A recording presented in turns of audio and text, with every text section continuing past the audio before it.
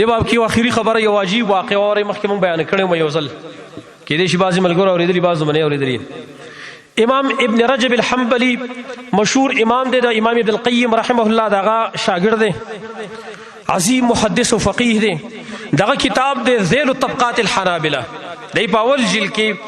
هغه یو عالم قاضی ابو بکر محمد ابن عبدالباقی الانصاری رحمه الله د واقع ذکر کړي د تاریخي ذکر کړي چې دا ډېر یو عظیم انسان و. دا قاضی ابو بکر محمد ابن عبدالباقی دی فرمایي وایي زه په مکه کې اوسېدم او په ما باندې چې غربت شانته راغلی او ډېر وږی شوی وم نو ما سره دومره پیسې نه وې چې ما پې ځانله خوراک اخیستلی وې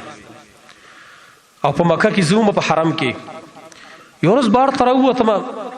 ګرځېدم را ګرځېدم په دې کې ما ته د ریخمو یو تیلی میلاو شو او دا ریخمو تیلی چې د دې دا خولم تړلی شوې د ریخمو په کپړه باندې او د ریخمو په تار باندې ما راواغستله کور ته لاړم چې ما کولا وکړه نو پای کې د ملغلرو یو امیل د ملغلرو یو هار پکې پروت و.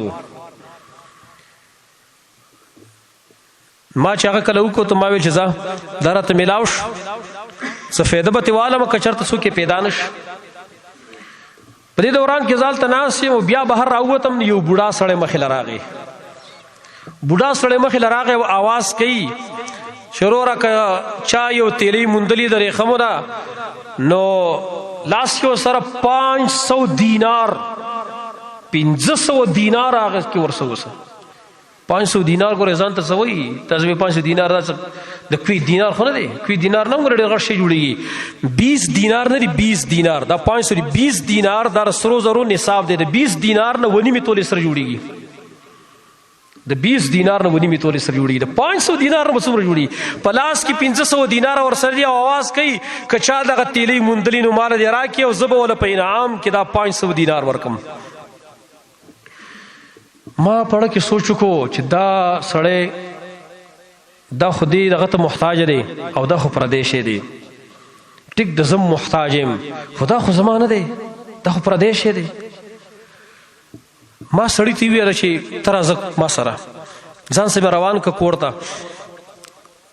کور مخې ته مې ودره او زه کور ته ننوتم ما هغه تیلی راواغستله او ځان سره مې پټه ونیوله او هغه نه مې تپوسونه وکړه چې څنګه تیلی ده ځکه دا قانون دی ویل داسې تیلی ده خولې په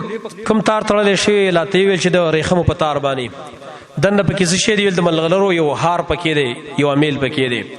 چې کومې نښې راته پوره ویلي ویل ما ورته ویل چې دا ما موندلي دي او دا درواله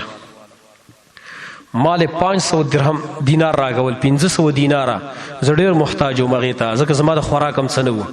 خو ما پړه کې ویله او دا حدیث را پیاد شو چې من ترک شیئا لله عوضه الله خیرا منه چا چې د الله دپاره یو شی پرېښودو الله به له د هغې نه غوره ورکي. دا حدیث مخې ته راغی وایي نو زړه مې نور مضبوط شو چې اوس خو زه 1 روپۍ هم د ده نه نالم. ویل ما ورته چې دا واله ما له 500 درهم راکولې ما چې زه دا نالم. ویل ولې ویل ما ورته ویله چې ستا دا هار په ما باندې واپس کول واجب و دا په ما فرض و دا په ما لازم و دا زما لپاره حلال نه و زه د دې ستا نه عوض نالم دا زما فریضه وه. بهرحال ډېر اصرار یې وکړو خو ما چې نه دا ما صرف د الله دپاره پرېښي او زه د خپل الله نه اجر غواړم. بهرحال سړی لاړ په ما باندې غربت نورم سیواش نو په خپل وطن کې په خپل علاقه کې ما نور برداشت ونه کړو نو ما ویل چې سفر کوم بلې علاقې ته. زه لاړم سفر مې کاوه نو مخکې سفرونه دا به د دریابونو کې به د کشتو کې به کېدل اکثر نو ما سره څه ملګري مو موږ په کشتۍ کې سواره شو کشتۍ روانه شوه په دې کې د دریاب چپې رالې او زموږ دا کشتۍ چې کوم کمزورې ما بس هغه ټوکړې شو زموږ څه چې کوم ملګري وو هغې ټول دریاب کې ډوب شول کوم سامان شو هغه هم ډوب شو زما لاس ته الله یوه تختۍ راوستله چونکې چپې وو خو د کشتۍ یوه تختۍ زما لاس ته راله ما هغه کلکه ځان سره ونیو دبره پې پرېوتم پته نه لګي و چې څومره به زه په دریاب کې ومه خو هغه مې کلکه نیولې وه دریاب چپو زه وړمه دا هم راته پته نه لګي چې اوس کوم طرف ته به مې وړي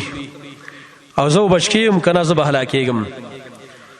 روانه وه دغه د کشتۍ دا ټوکړه د دریاب چپو یو جزیرې ته یو ټاپو ته ویوړه ټاپو ته چې کله ویوړه زه ټاپو ته ورغلم پای کې کلی و چې کلی و نو د علماو کار دی چې هغوی د مسجد سره کاري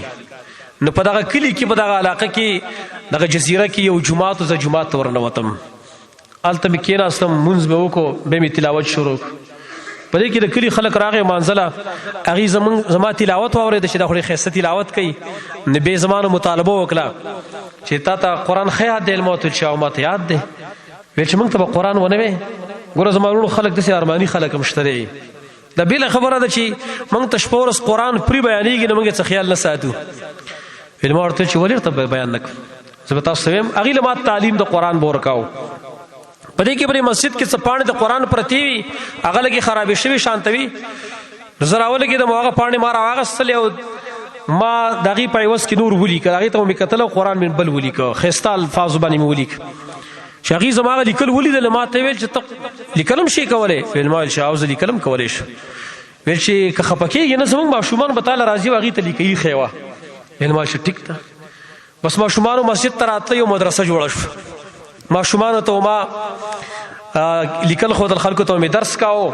په هغه علاقه کې زما ډېر قدر پیدا شو مسلمانانو شان دا چې د علماو قدر کوي د دیندار خلکو قدر کوي زما ډېر قدر او احترام خلکو به کاوه مالونه لا راکړه زما فقر و هر څه ختم شو زه ډېر مالدار هم شوم په دې کې وخت تېرېده د خلکو ما ته ویله چې تا له موږ واده کوو ته زموږ اوس امام یې که دلته تا له موږ واده کوو ویل ما ورته ویل چې زه خو واده نه کوم ویل چې نه ته به خامخا کې او دلته په دې علاقه کې یوه یتیمه جینۍ ده او هغه د پلار نه یوه لور پاتې شوې ده په میراث کې ورته ډېر څه میلاو شوي دي او هغه دله په نکاح باندې الو بهرحال ډېر اصرار ما وکړو خو نه یې پرېښودم وایي زه مجبوره کړلم دا د هغې الفاظ زه مجبوره کړلم نو ما ورته ها وکړه بهرحال زما نکاح یې وکړه چې نکاح یې زما وتړله او ما ته کله خپله ښځه سپارله نو چې کله زما سره دا خپله ښځه د جینۍ ما سره مخامخ شوه خلک م ولاړ دی ما سره څنګه مخامخ شوه نو چې ما د هغې د غاړې ته وکتل نو هغه امیل د هغې په غاړه باندې و هغه هار چې کوم ما موندلی و زما د جینۍ په ځای باندې د هار باندې مسلسل نظر ولګېد او هغې ته ګورم خلک هم ما ته حیران دی خلکو ما ته ویله چې ابوبکر دا ته څه کې ته خو د جینۍ زړه مات که ته خو د جینۍ په ځای باندې امیل ته مسلسل ګورې د هغې زړه دې مات که چې زما نه سره لا تقاري طبیعت ونه لګېد د امیل ته ګوري مسلسل ویل ما ورته قصه بیان کړه چې دا هغه هار دی چې ما موندلی و ما داسې یو هار موندلی و کیدی شي دا د هغې په شانته دی ځکه مې دې ته مسلسل کتل چې کله دا الفاظ ما وویله چې ما دقه شانته یو هار موندلی دی نو ټول خلک چې کوم هلته ولاړو هغې ویل چې الله اکبر لا اله الا الله داسې ګونج وشو په دې علاقه کې د الله اکبر تکبیر ناره ویل ما ویل چې ولې ویل راته ویل چې دا هار چې تا موندلی و دا د دې جینۍ د پلار و او چې کله دا هار ته ده ته واپس کړی نو دې هلک به همیشه دې سړي به همیشه دپاره ویل چې ما په دنیا کې داسې کامل انسان چېرته نه دی کامل مؤمن لکه دا سړی چې ما موندلی و د ده په شان کامل مؤمن ما ته چېرته نه میلاو شوی نو همیشه به ویل چې یا الله زما د دې سړي سره بیا ملاقات وکړي او چې ملاقات لاله ورسره وکړي نو یا الله ارمان مې دا دی چې زه به دا خپله لور هم په نکاح ورکوم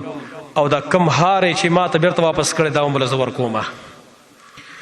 ویل د هغه سړي ارمان الله پوره که خو اوس نشته دی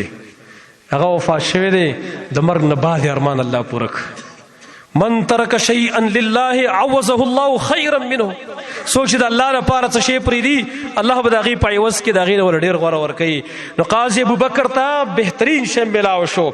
هغه مهار هم ورته میلاو شو هغه فرمایي وایي بیا څه وخت بعد هغه زما ښځه وفات شوه د یعنې زما دوه بچي شوي بیا هغه هم وفات شو هغه هار وایي اوس هم ما سره دی وایي زما وروڼو حرام پرېږدئ الله به دله ښایسته حلال درکړي ګناه پرېږدئ الله به ډېرې خوشحالۍ موږ له انشاءالله تعالی راکوي الله دې موږ له دا توفیق راکړي چې موږ هر یو شی پرېږدو صرف د الله رب العالمین د رضا په خاطر باندې به پرېږدو اقول قولي هذا واستغفر الله لي ولكم ولسائر المسلمين